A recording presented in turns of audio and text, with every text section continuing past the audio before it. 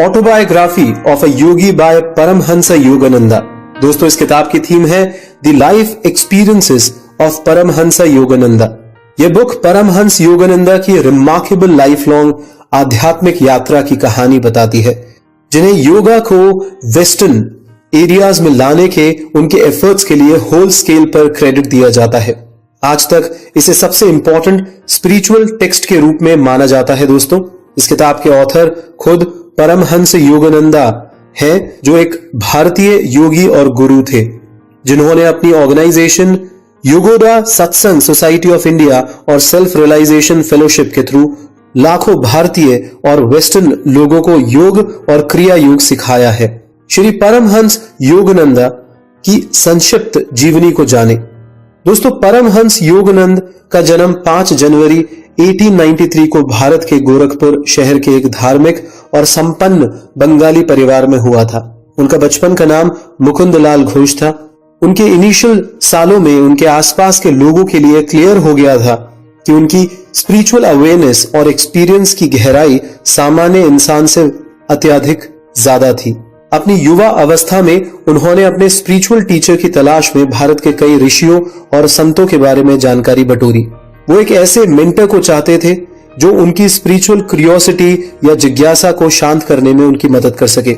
1910 में 17 साल की उम्र में वह पूज्य स्वामी जी श्री युक्तेश्वर गिरी से मिले और उनके शिष्य बन गए।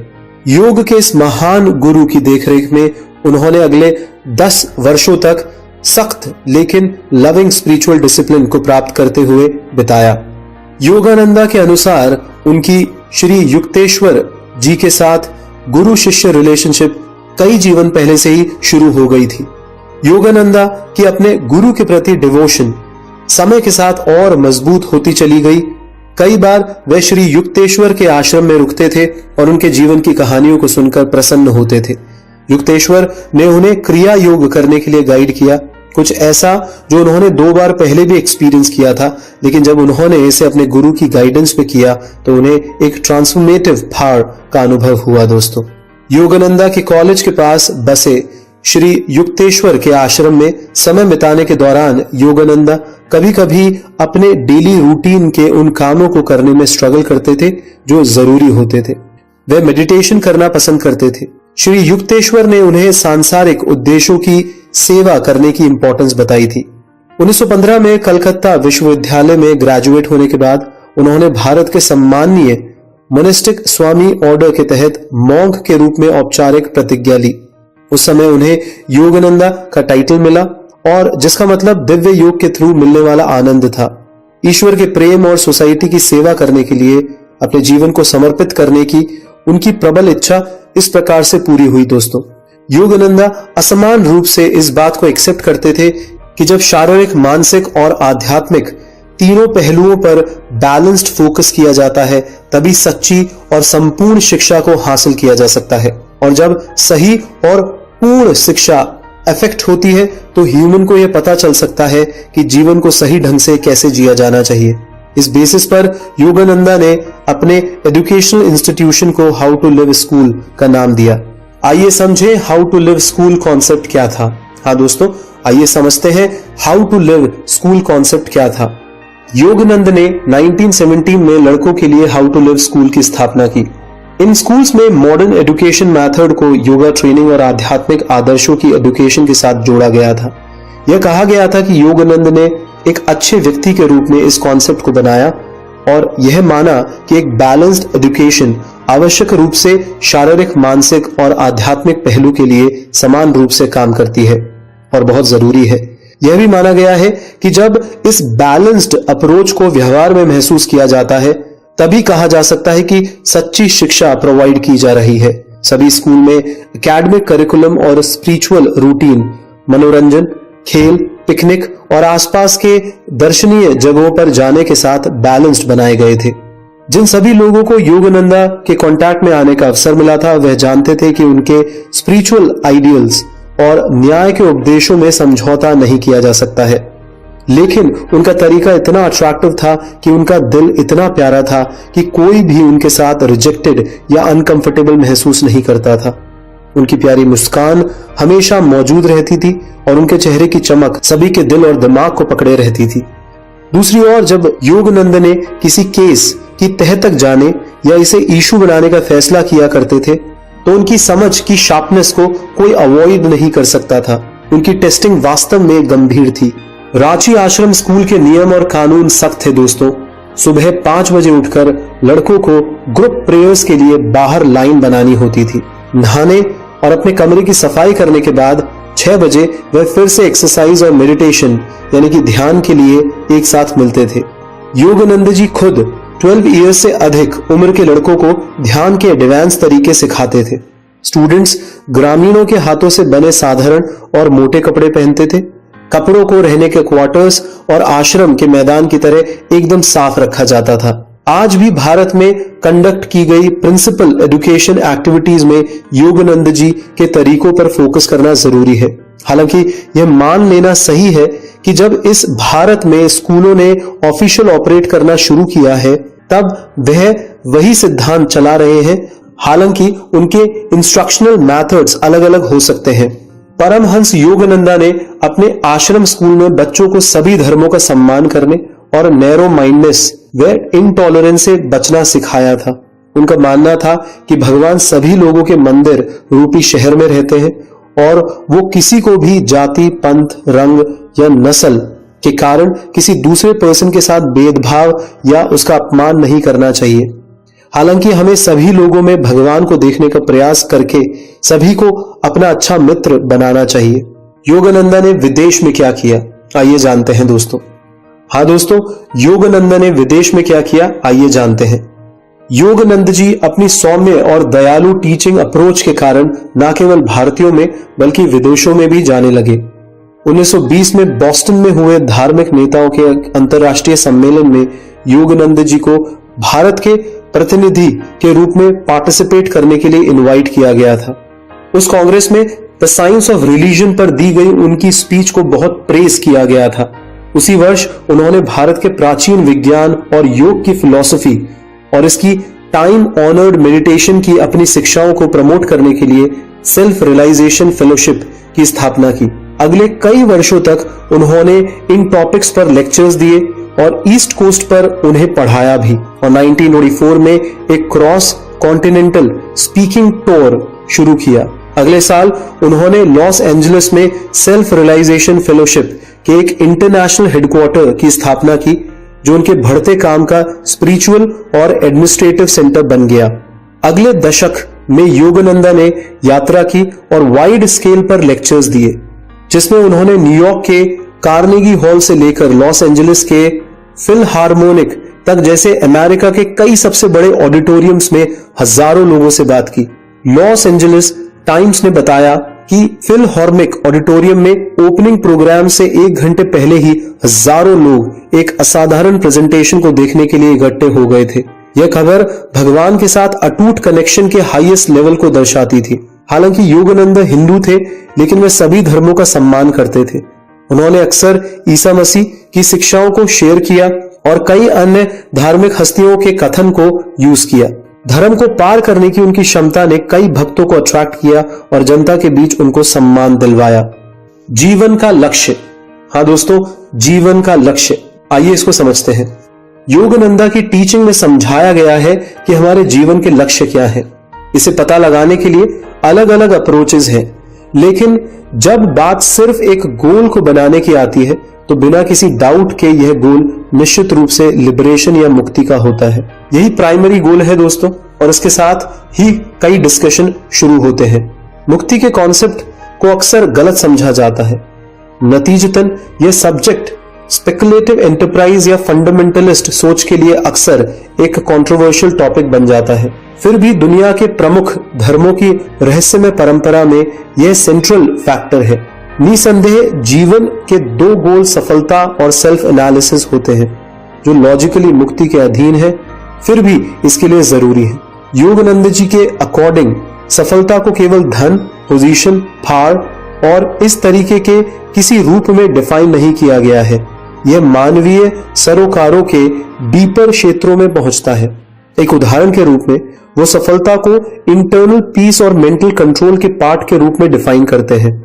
योगानंद जी की फिलॉसफी में सभी इंटरनल और एक्सटर्नल प्रयासों में सफलता एक महत्वपूर्ण फैक्टर है। वास्तव में सफलता कैसे मापी जाती है दोस्तों, और असली सफलता के स्टैंडर्ड्स को उनकी एजुकेशन की फिलॉसफी में क्लियर रूप से योगदान के लिए देखा जाएगा। योगानंद जी की टीचिंग एक और महत्वपूर्ण गोल सेल्फ एनालिसिस या आत्मविश्लेषण है। वैदिक फिलॉसफी में स्वतंत्र इच्छा के कॉन्सेप्ट को फर्मली बरकरार रखा गया है, लेकिन ज्यादातर लोगों की आदतों, इच्छाओं और मजबूरियों की प्रबल फाड़ के कारण इसे बहुत हद तक एक्सेप्ट किया जाता है। योगानंद जी ने कहा है कि मनुष्य कठपुतली की तरह है। इसकी आदतों, भावनाओं, पैशन और इंद्रियों के तार उसे उनके अकॉर्डिंग डांस करवाते हैं। वे उनकी आत्मा को बांध देते हैं। प्रभावी रूप से दावा करने के लिए और मुक्त होने के लिए इन बंधनों से मनुष्य को मुक्त होना अति आवश्यक है। इस प्रकार सेल्फ एनालिसिस एक्शन लेने और चुनने की पूर्ण स्वतंत्रता की कुंजी बन जाता है। योगानंद जी ने अपनी लाइफ स्टोरी को 1946 में ऑटोबायोग्राफी ऑफ अ योगी के नाम से पब्लिश करवाया था और इसके बाद के एडिशंस में यह और एक्सपैंड हुई। यह एक बड़ी बेस्ट सेलर किताब साबित हुई और तब से आज तक इसको लगातार पब्लिश किया जा रहा है। इसको अब तक 18 भाषाओं में ट्रांसलेट किया जा चुका है। इसे विश्व भर में मॉडर्न स्पिरिचुअल क्लासिक के रूप में माना जाता है। महासमाधि, हाँ दोस्तों, महासमाधि। 7 मार्च 1952 को परमहंस योगानंद जी ने महासमाधि में प्रवेश किया, जिसे भगवान के ध्यान को करते हुए कॉन्शियसली शरीर को छोड़ने को कहा जाता है। फिजिकल डेथ माना जाता है, स्पिरिचुअल नहीं। उनकी मृत्यु को एक असाधारण घटना के रूप में मार्क किया गया था।